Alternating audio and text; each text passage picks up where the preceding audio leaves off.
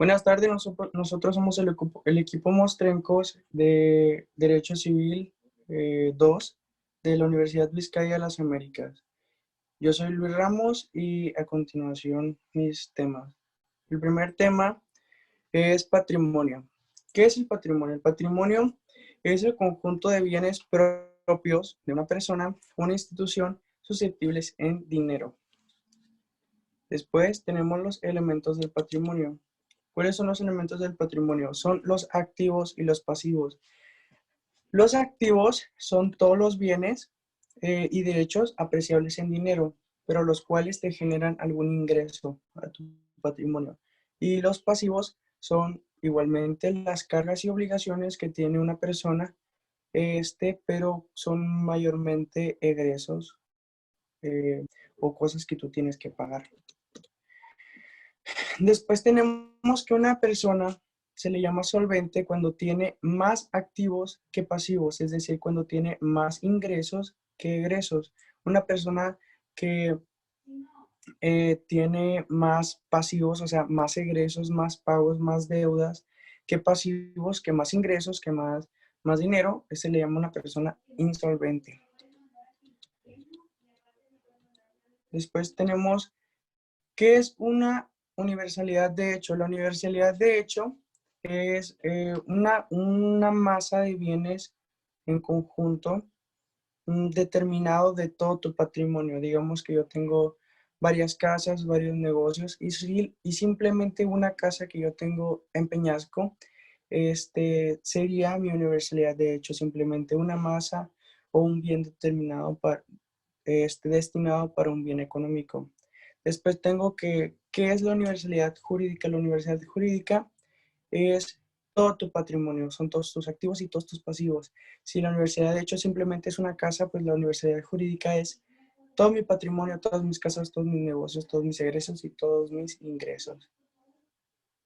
A continuación mi compañero.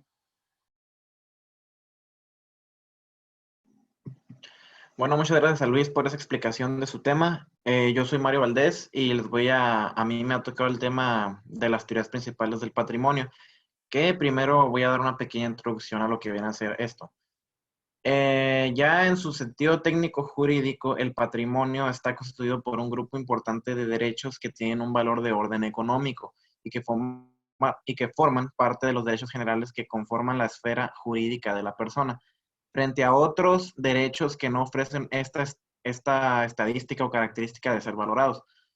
Sobre la razón de la existencia y el reconocimiento de este grupo de derechos se han elaborado varias teorías, de las cuales se exponen las dos que voy a explicar y que sobresalen a partir de todas las demás.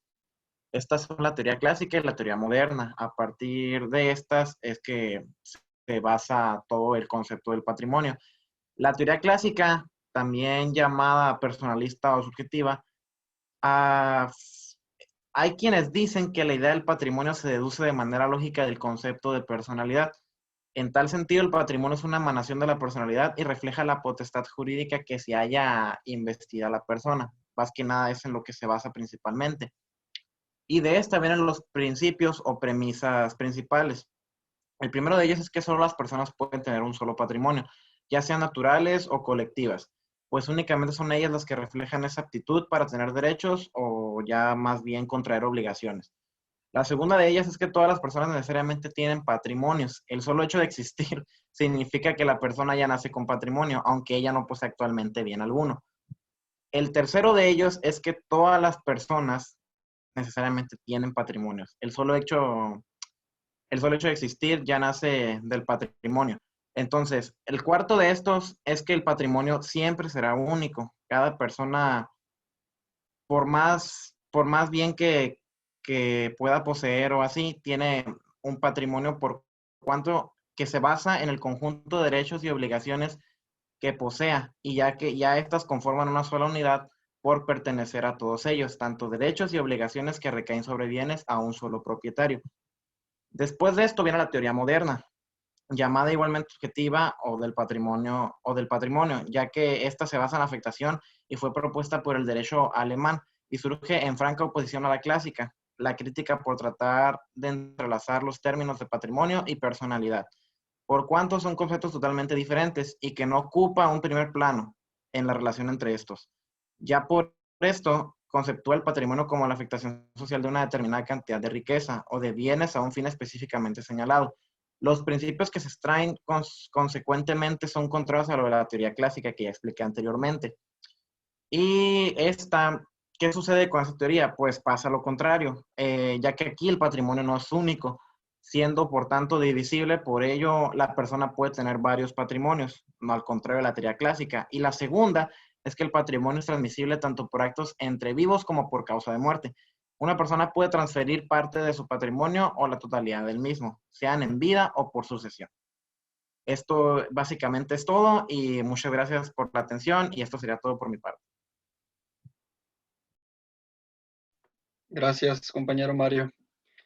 Bien, pues mi nombre es Jesús Guillermo García Favela y les voy a hablar un poco sobre los derechos reales y también sobre los derechos personales. Para darnos una idea más o menos de lo que vienen siendo los derechos reales, pues es aquel poder que una persona ejerce sobre alguna cosa, ¿no? Que se basa principalmente en dos elementos pues que son primordiales, que viene siendo el sujeto y el objeto. En este caso, pues el sujeto viene siendo la persona y el objeto pues puede ser un bien. Vamos a poner un ejemplo.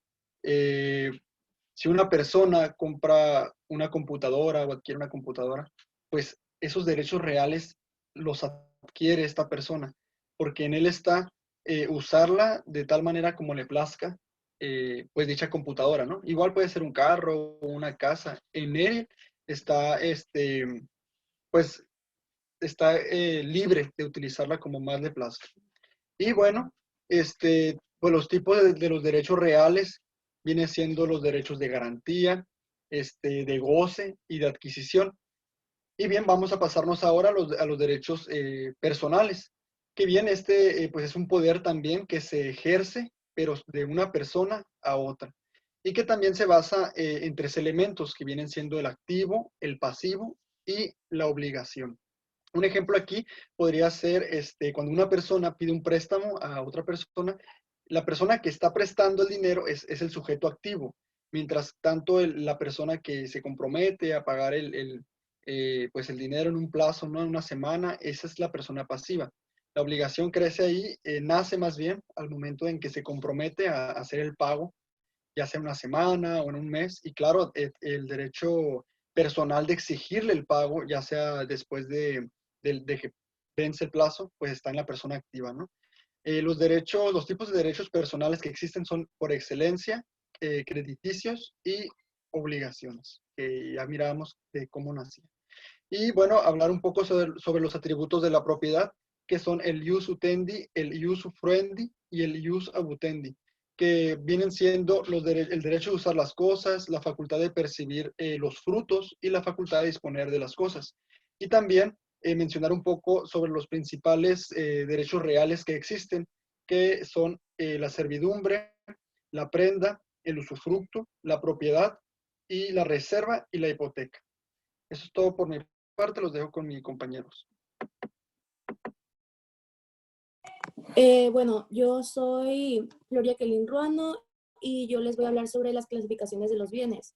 Las clasificaciones de los bienes son dos, son relativas a las cosas o bienes, que estas podrían ser bien relativas a casas, automóviles, etc.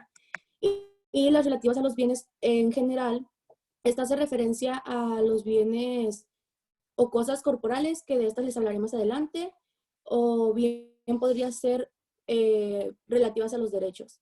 Bueno, los bienes corporales uno de ellos son fungibles y no fungibles, que el fungible podría ser reemplazado, pero siempre y cuando cumple pues obligaciones, las mismas características, etc. Y los no fungibles pues no pueden ser reemplazados. Un ejemplo de esto podría ser un celular, podría ser fungible, siempre y cuando cumpla con las mismas características pues de momento de ser reemplazado. Puede ser de la misma gama, precio, etc. Y los no fungibles podrían ser un animal en peligro de extinción.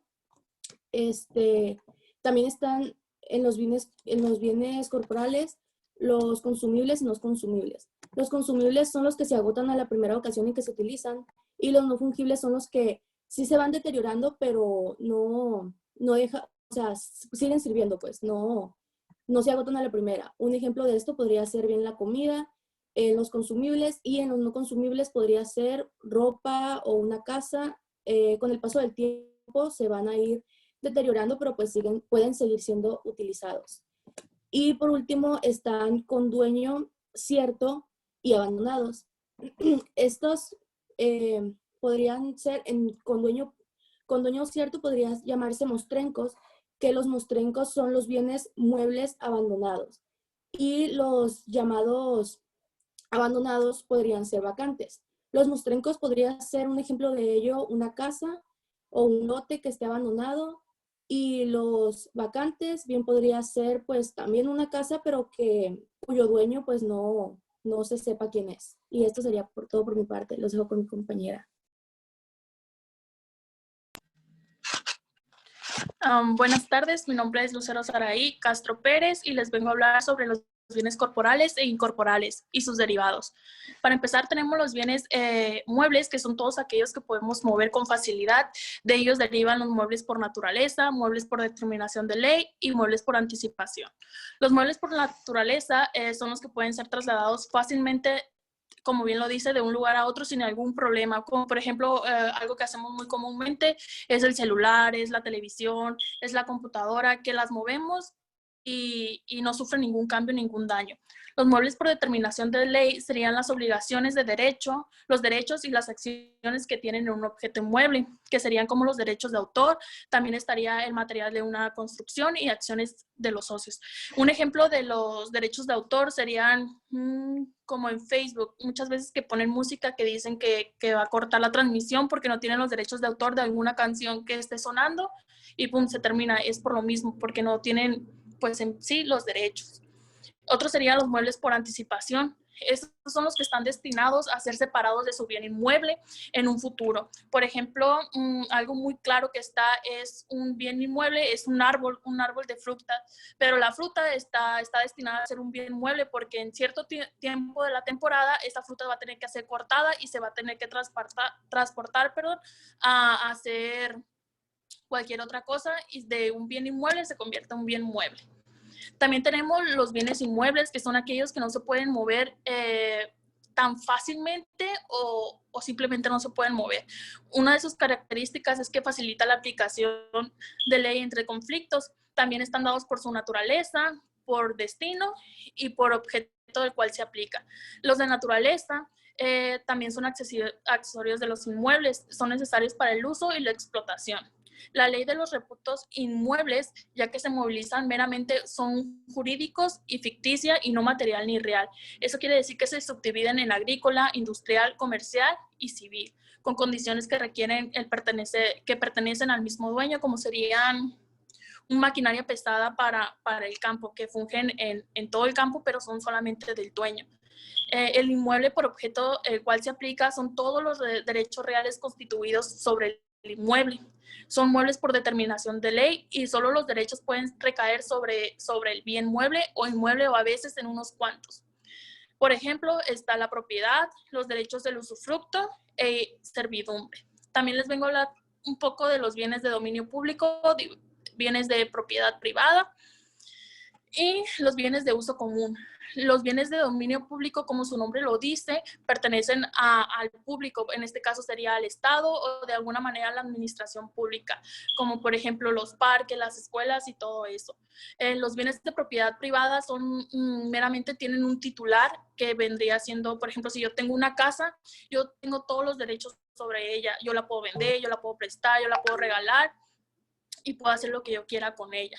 Los bienes de uso común son inalienables e imprescriptibles, es decir, un uso de bien común es un puente, es una carretera, es una calle, es un camino, que son bienes de uso común porque toda la sociedad los puede usar o muchos trabajan en el camino, son inalienables y se aprovechan todos los habitantes tienen el poder de usarlos, claro y siempre no tengan una prescripción o una restricción establecida por la ley. Eso quiere decir que tengan el permiso del uso.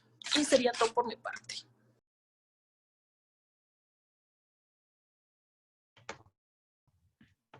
Buenas tardes, mi nombre es Miguel Ángel Cuevas Romero, integrante del equipo Monstrencos.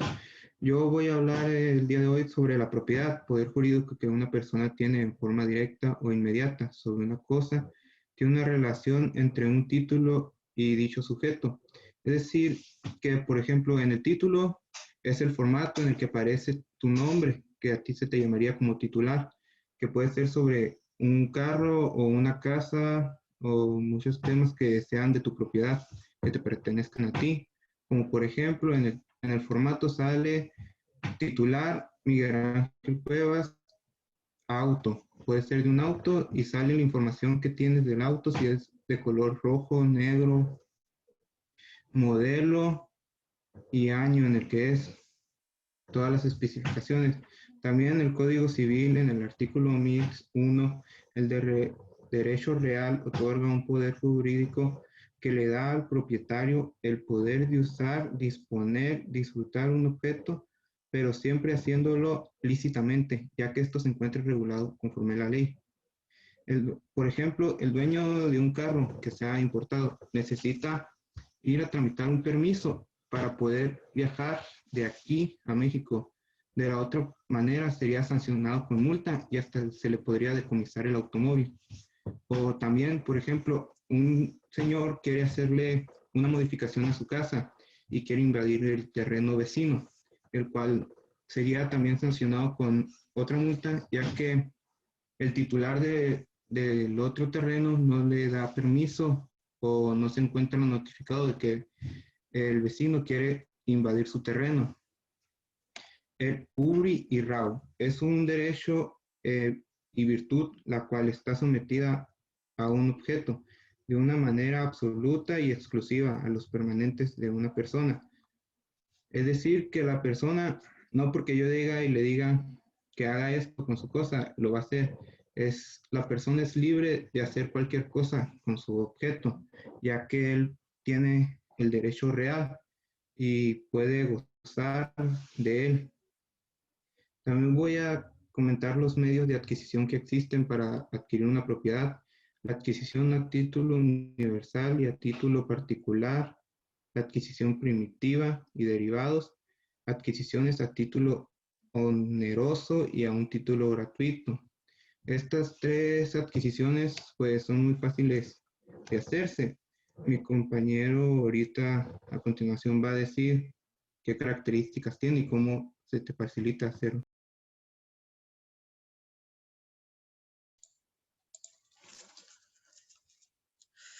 Pues buenas tardes, mi nombre es Néstor Elian Martínez Castro y yo les voy a hablar sobre las características y tipos de bienes, ¿no?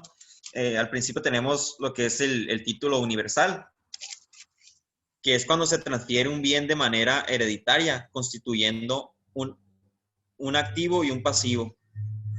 Y luego también tenemos lo que es la adquisición a título particular, que es cuando se transfiere un patrimonio o un bien. Un ejemplo sería un contrato en el cual se llega a un acuerdo para transferir pues una propiedad, ¿no?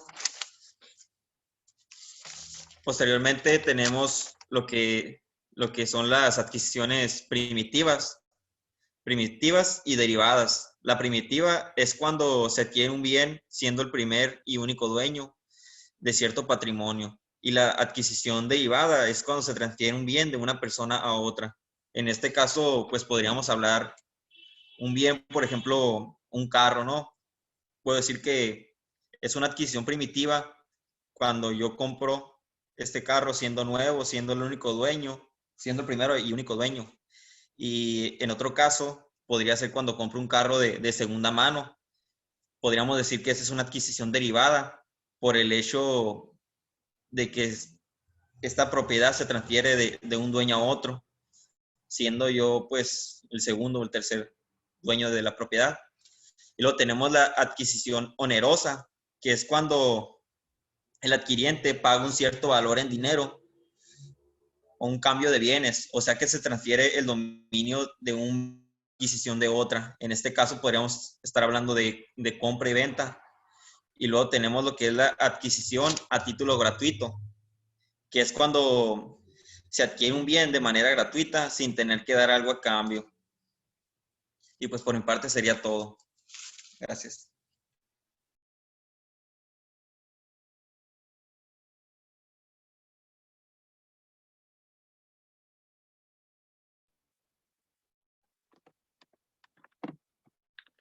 Buenas tardes, mi nombre es Julio César Terón Velázquez. Una vez que hablamos lo que es propiedad, sigue el concepto de copropiedad. Eh, es cuando una cosa o un derecho patrimonial pertenece a pro indiviso. ¿Qué quiere decir esto? Que la cosa o ese derecho patrimonial le pertenece a dos o más personas. Aquí lo importante es que los copropietarios no tienen derecho, no tienen el dominio sobre partes determinadas del bien o el derecho, sino de todo ese bien y de todo ese derecho, pero en parte proporcional. Un ejemplo de esto es que podemos decir que yo compro, bueno, yo y otra compañera, Cindy, compramos un automóvil. Y entonces los dos somos copropietarios de ese bien y ella es dueña del 50% y yo del otro 50%. Más no le tengo que decir, no, Cindy, pues tú eres dueña de las llantas, del volante, de la transmisión y yo soy dueño del motor o del resto de las partes del automóvil, sino que los dos somos dueños de todas las cosas de las partes del automóvil. A esta parte proporcional, matemáticamente hablando, se le llama parte alícuota, es decir, que se reparte el bien en partes iguales, ya sea dividiéndolo, fraccionándolo, por partes, por porcentajes, etcétera. Aunque si se repartieran las partes por igual, se extendería lo que es la copropiedad, pero por intereses de particulares, se, se hacen copropietarios de algún bien o algún derecho, aunque hay algunos bienes que no se pueden dividir porque perderían su valor. Como un ejemplo son las obras de arte, pero eso lo van a profundizar más adelante mis compañeros. Dejando ya claro lo que es la copropiedad y cómo se reparte, también está el derecho del tanto, que es el derecho que tienen los copropietarios a saber que otro copropietario quiere vender su parte, tienen que ser notificados los demás y predomina ellos el comprar.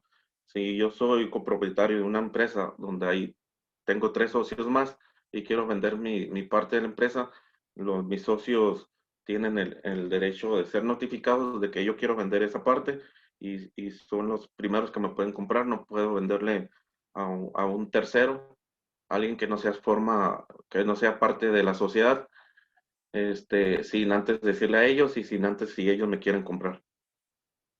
Por mi parte es todo. No sé, muchas gracias.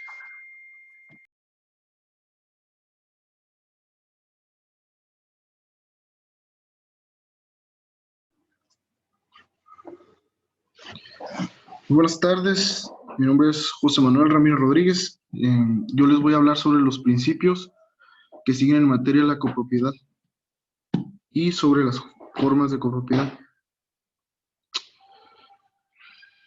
Todo acto de dominio será válido si se lleva a cabo con el consentimiento unánime de todos los copropietarios.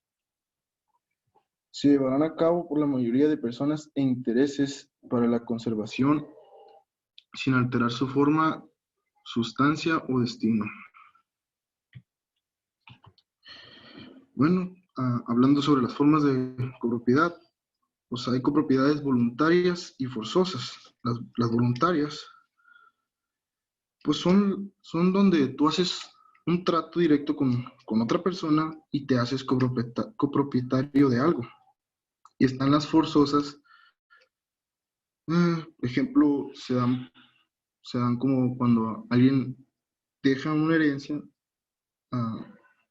donde una persona hereda una propiedad a dos hermanos y son copropietarios forzosamente. ¿Eh? Están las copropiedades temporales y permanentes. Las temporales son como las voluntarias, ya que tú Ejemplo, compras una propiedad junto con otra persona y te haces copropietario, pero en un determinado tiempo tú decides vender. Y las permanentes, por ejemplo, en los casos donde pues te quedas con esa propiedad, ¿no? Están los bienes determinados. Los bienes determinados se refiere a la universidad de hecho, donde es solamente una masa de bienes determinados en un fin económico. Está el patrimonio, universalidad. Es como la universidad jurídica donde se refiere a todo tu patrimonio, activos y pasivos. Está también por acto de vivos y por causa de muerte. Por acto de vivos, pues es entre dos personas donde se ponen de acuerdo y se hacen copropietarios de una propiedad. Y por causa de muerte, pues es cuando alguien muere y pues deja una herencia, ¿no? Y pues por mi parte eso es todo.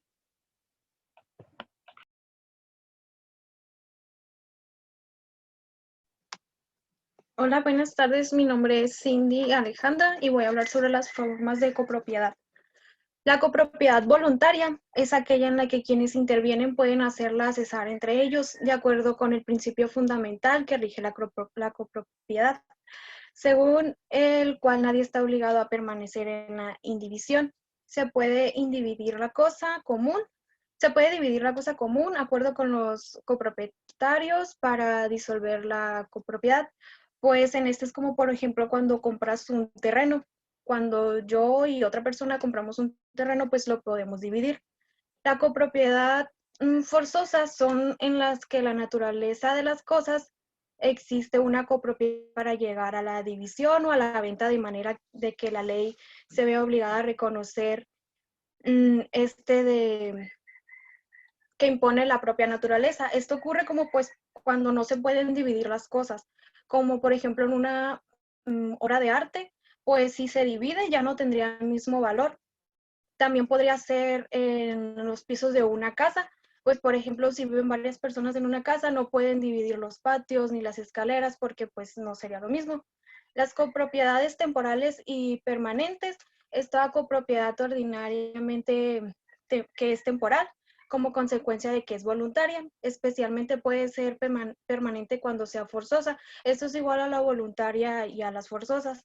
Las copropiedades reglamentadas y no reglamentadas, pues las no reglamentadas es las que no están en la ley.